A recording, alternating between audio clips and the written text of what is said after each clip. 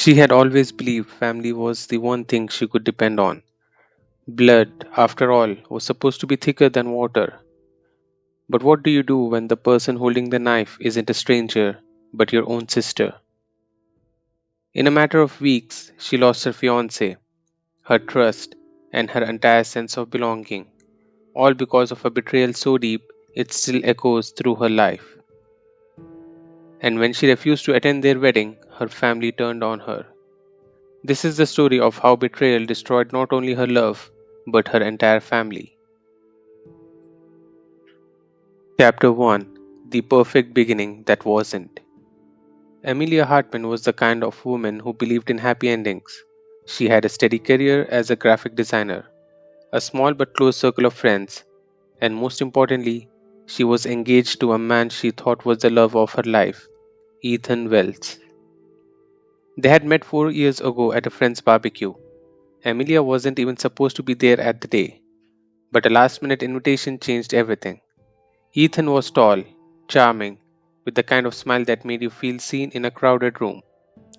He offered her a plate of grilled chicken and a seat beside him, and they talked for hours. From that day on, they were inseparable. Ethan had an easy way of making her feel safe. He remembered little details: her favorite tea, the fact that she liked to sleep with a fan on even in winter, how she hated when people interrupted during movies. Emilia felt like she had finally found someone who understood her down to the core. By the time he proposed, at a small intimate dinner at their favorite Italian restaurant, she had no doubt in her mind that Ethan was it. Chapter 2. The Sister Who Had It All. Emilia's younger sister Leela had always been different from her. Where Emilia was steady and cautious, Leela was bold, unpredictable, and effortlessly magnetic. She was the kind of person who could walk into a room full of strangers and walk out with a dozen new friends. Growing up, Leela often got away with things Emilia never could: late curfews, skipped chores, impulsive decisions. But Emilia didn't resent her. If anything, she admired her sister's free spirit. When Emilia introduced Ethan to Leela, she didn't think twice. Ethan and Leela seemed friendly, and Emilia was glad that they got along. She even joked that if Leela approved, it must mean Ethan was truly perfect. But in hindsight, that was the first red flag she ignored. Chapter 3. The Subtle Shifts. It started with small things: Leela texting Ethan about surprise ideas for Emilia's birthday, Leela inviting herself along to group outings, even when Emilia and Ethan planned a quiet evening alone. At first, Emilia brushed it off. She liked that her fiance and her sister were friendly. It meant her future family would get along. But over time, something felt off. She would walk into the living room and find them laughing at some private joke she didn't understand. She would get into Ethan's car and smell Leela's perfume lingering faintly. One night, when Ethan's phone lit up, Emilia caught a glimpse of a message from Leela. "Don't forget, same time tomorrow."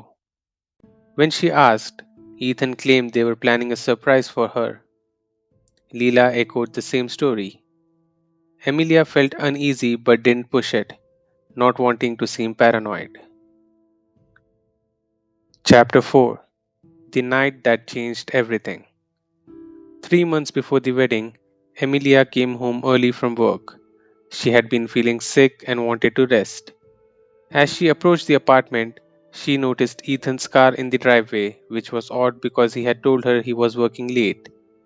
When she unlocked the door, she heard voices, and then laughter. She stepped into the living room and froze. Ethan and Leela were sitting far too close on the couch.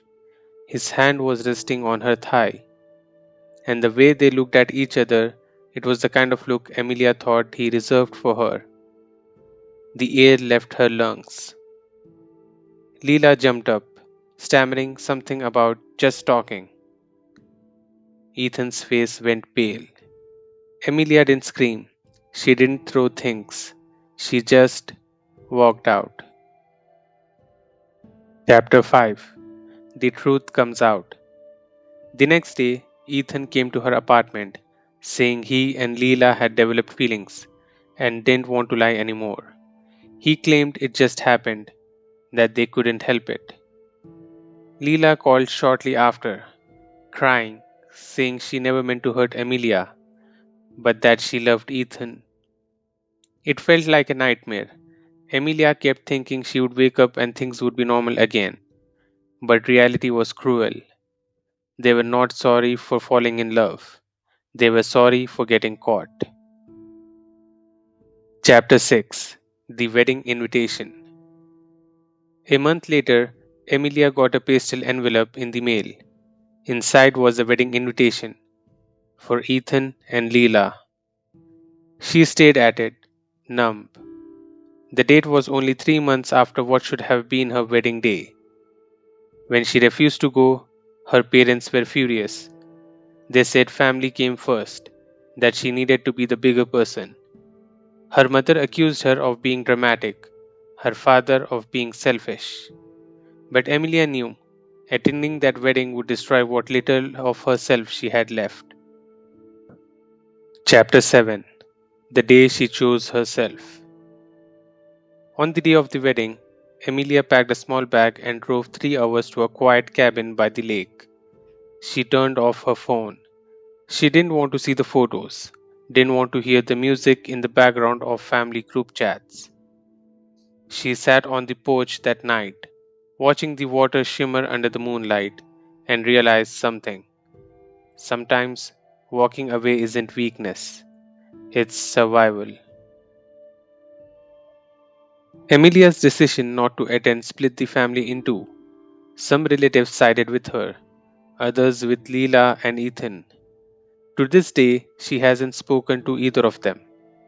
The hurt hasn't faded completely, but she is rebuilding, slowly, carefully. And while her family may call her the villain, Emilia knows the truth. She didn't start the war, she just refused to surrender her dignity. Common person perspective. Most people can forgive a lot in life: a harsh word, a forgotten birthday, even years of distance. But betrayal from those you trust the most, that cuts deeper than anything. What Emilia faced wasn't just a broken engagement, it was the double blow from the two people who should have protected her heart. Her parents' demand for her to be the bigger person wasn't about peace, it was about pretending the pain didn't exist. And for anyone watching this, remember, you do not owe loyalty to those who betray you. Sometimes, the bravest thing you can do is walk away, even if it means standing alone. So tell me, audience, if this happened to you, would you go to the wedding for the sake of the family or stand your ground like Emilia did? Let me know in the comments and subscribe for more real life stories and honest perspectives.